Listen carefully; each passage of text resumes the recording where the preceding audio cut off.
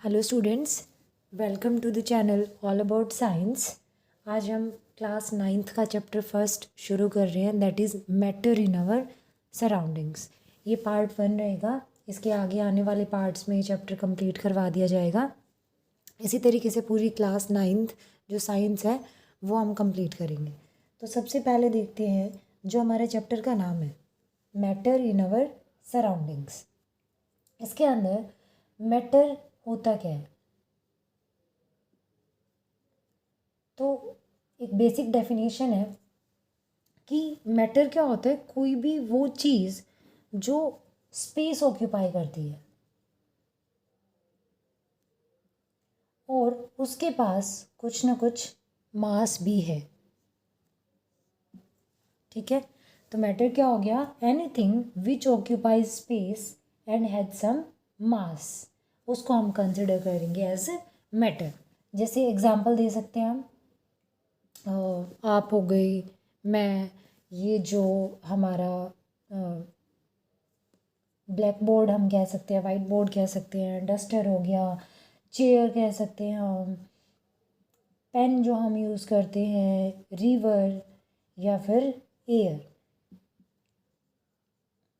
And so on. मतलब matter क्या है कि जो भी चीज़, या हम कह लो कि जो हम देख सकते हैं या जिसके पास कोई स्पेस है और उसका कोई ना कोई मास है, वो सब क्या आते हैं? मैटर की कैटेगरी में आते हैं।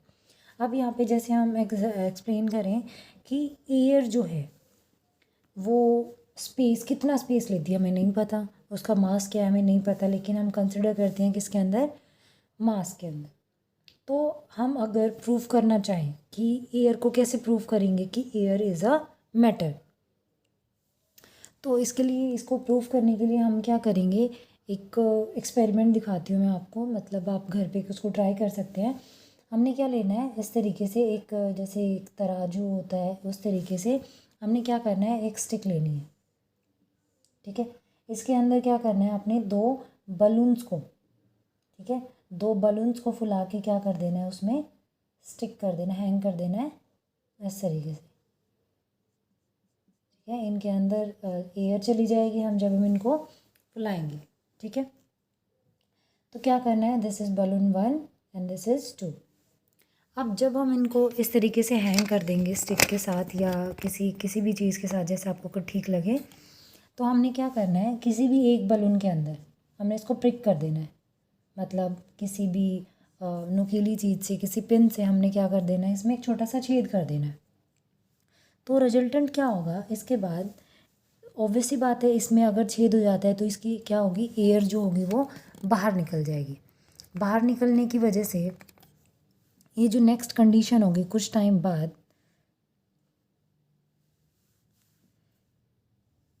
अब क्योंकि इसकी एयर निकल जाएगी, ठीक है, ये बलून क्या हो जाएगा, अपनी वापस ओरिजिनल शेप में आ जाएगा। और ये वाला जो दूसरा बलून है ये क्या रहेगा, एज इट इज़ रहेगा। तो इससे पता चलता है कि हाँ, एयर के पास क्या था, कुछ वॉल्यूम थी और क्या था, कुछ ना कुछ उसका मास भी था। तो इससे प्रूफ होता है कि जो एयर है उसको हम क्या कंसिडर करते हैं, एज अ मैटर। सो इस एक्सपेरिमेंट की हेल्प से हम कह सकते हैं कि किसी भी मैटर के लिए होने के लिए क्या कंडीशंस होनी चाहिए। तो फर्स्ट है कि उसको स्पेस ऑक्यूपाई करना पड़ेगा कुछ ना कुछ, और उसका कोई ना कोई मास हो। अब केमिस्ट्री पॉइंट ऑफ व्यू से अगर हम देखते हैं तो कुछ चीज़ें हैं, जिस तरीके से friendship, affection, hatred, good manners, जैसे कि बच्चे सोचते हैं कि गुड बॉय गुड गर्ल वाला कंसेप्ट, ये सब मैटर नहीं होता, क्योंकि इनकी ना तो ये स्पेस ऑक्यूपाई करते हैं और ना कोई इनका मास होता है। तो केमिस्ट्री पॉइंट ऑफ व्यू में हम कह सकते हैं कि ये चीज़ें हम मैटर के अंदर कंसिडर नहीं कर सकते ना। उसके बाद जो एंशियंट इंडियन फिलोसफर्स थे, उन्होंने मैटर को नाम दिया था पदार्थ। तो उन्होंने बताया कि जो लिविंग या नॉन लिविंग, दोनों ही चीज़ें, लिविंग हो या नॉन लिविंग हो, वो सारी ही सारी चीज़ें क्या होती हैं, 5 बेसिक एलिमेंट से मिलकर बनी हुई है। ठीक है, तो इंडियन फिलोसफर जो एंशियंट फिलोसफर्स थे उन्होंने क्या बोला कि मैटर, ठीक है, कि जितने भी मैटर होते हैं चाहे वो लिविंग हो चाहे वो नॉन लिविंग हो, वो 5 बेसिक एलिमेंट से मिलकर बने हुए हैं, ठीक है, पंच तत्व जिनको हम बोलते हैं। तो वो कौन कौन से पंच तत्व हैं? फर्स्ट है air, second earth, third fire,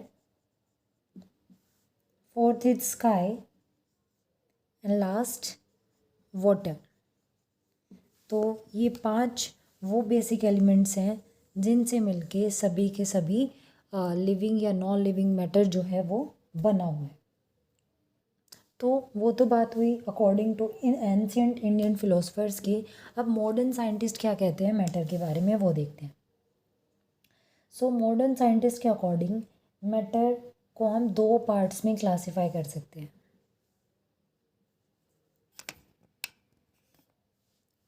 first is physical classification, या हम कहें कि मैटर की फिजिकल प्रॉपर्टीज़।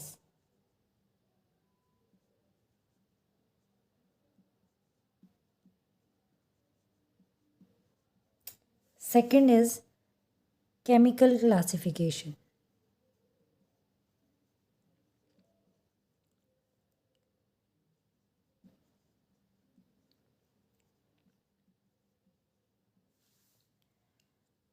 तो इससे हम इस तरीके से समझ सकते हैं कि फ़िज़िकल क्लासिफिकेशन में क्या होगा, जिस तरीके से हम लैब्स में एक्सपेरिमेंट करते हैं उसके फ़िज़िकल स्टेट देख बताकर कि कोई चीज़ अगर वो सॉलिड है, ठीक है, या फिर कोई चीज़ लिक्विड है या वो गैस है, तो ये तो हुआ फिज़िकल क्लासिफिकेशन। अब इसके अंदर फिज़िकल क्लासिफिकेशन के भी अंदर अगर हम सॉलिड को देखें तो सॉलिड भी हमें 2 टाइप का मिलता है। First one is crystalline and second is amorphous. Basic difference देख लेते हैं इनमें फटाफट एक बार। क्या होता है क्रिस्टलाइन में? क्या होता है जब भी जो उसकी स्ट्रक्चर होती है, फॉर्म होती है, इंटरनल फॉर्म हम क्या देख सकते हैं, वो क्या होती है, वेल स्ट्रक्चर्ड होती है। जिस तरीके से अगर हम बात करें कोई चीज़ है उसके अंदर जो कॉन्स्टिट्यूएंट पार्टिकल्स हैं वो अच्छे तरीके से अरेंज होते हैं एक स्पेसिफिक मैनर में। लेकिन अमरफस में इस तरीके से नहीं होता। अमरफस के अंदर उसके एजेस जो होते हैं वो शार्प नहीं होते, ठीक है, उसकी शेप कुछ अनइवन होती है। तो ये डिफरेंस होता है क्रिस्टलाइन सॉलिड्स और अमरफस सॉलिड्स में। बाकी इसमें बहुत कुछ है डिटेल में बताने को, अभी मैंने आपको सिर्फ बेसिक्स बताया है।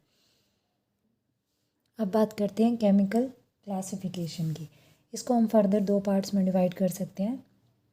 First one is pure substances and second is mixtures. अब पहले इस तरीके से समझते हैं केमिकल क्लासिफिकेशन में क्या होगा। इसमें हम अपीयरेंस देख के नहीं बता सकते। इसमें क्या होता है कोई भी सब्सटेंस आपस में रिएक्ट करके कोई नया कंपाउंड बनाता है। तो इसमें भी 2 तरीके हो सकते हैं, या तो वो प्योर सब्सटेंस बन सकते हैं या वो क्या बन सकते हैं, मिक्सचर्स बन सकते हैं। अब प्योर सब्सटेंस कौन कौन से हो सकते हैं? या तो वो एलिमेंट्स हो सकते हैं या वो कंपाउंड्स हो सकते हैं।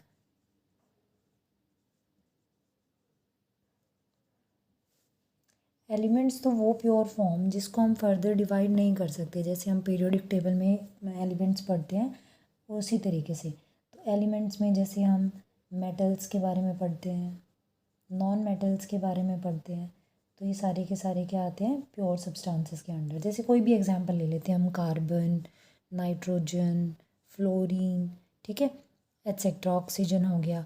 तो ये क्या होते हैं हमारे एलिमेंट्स। इनको मेटल्स, नॉन मेटल्स और मेटलॉइड्स की कैटेगरी में हम क्लासीफाई कर सकते हैं। अब कंपाउंड्स क्या होते हैं? कंपाउंड वही होते हैं कि जब कोई भी 2 सब्सटेंस या 2 से ज़्यादा मिलकर क्या करते हैं, कोई रिएक्शन करते हैं, ठीक है। लेकिन कंपाउंड्स क्या होते हैं, प्योर सब्सटेंस की कैटेगरी में आते हैं और इनको हम क्या करते हैं, क्लासीफाई करते हैं, जैसे ऑर्गेनिक कंपाउंड्स या फिर दूसरा क्या होता है inorganic compounds.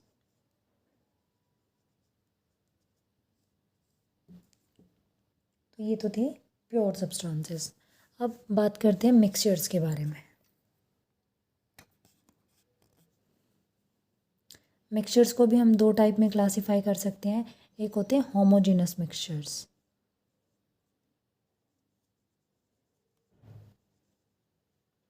And second type is heterogeneous mixtures.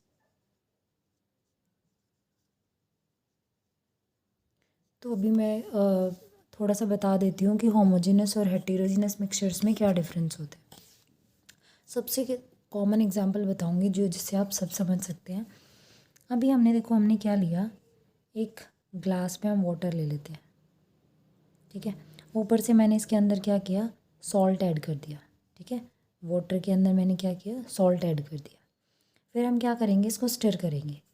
तो हमने क्या करना है, अगर हम यहाँ का पार्ट उठाएं तो भी क्या आता है, हमें वाटर सॉल्ट का कंसनट्रेशन हमें सेम मिलेगा। या हम कहें इस पूरे ग्लास के अंदर अगर हम यहाँ से उठाते हैं, कोई पार्ट लेते हैं या यहाँ से पार्ट लेते हैं, तो वो इवन आता है हर जगह से। वो तो क्या होंगे, होमोजेनस मिक्सचर्स। होमो का मतलब ही क्या होता है, सेम। अगर हम बात करें हेटेरोजेनस मिक्सचर की, अगर हमने क्या करें, हम इसमें हमने कुछ पार्ट लिया, जैसे हम ऑयल वाटर मिक्स कर देते हैं, वो मिक्स होते नहीं है। तो अब क्या करेंगे, उनकी दो लेयर बन जाती हैं। हम यहाँ से पार्ट को ऑब्ज़र्व करते हैं या यहाँ से ऑब्ज़र्व करते हैं, तो दोनों क्या होते हैं, वो डिफरेंट होते हैं। तो वो किसके अंडर आते हैं, हेटेरोजेनस। हेटेरो का मतलब क्या होता है, डिफरेंट। तो ये क्लासिफिकेशन था मैटर का। मैटर हमने क्या बोला कि क्या होते हैं, कोई भी जिनकी कोई वॉल्यूम हो या वो मास ऑब्जर्व करते हो, या मास उनका कुछ ना कुछ मास होना चाहिए। फिर हमने मैटर को दो टाइप्स में क्लासिफाई किया, physical classification and chemical classification.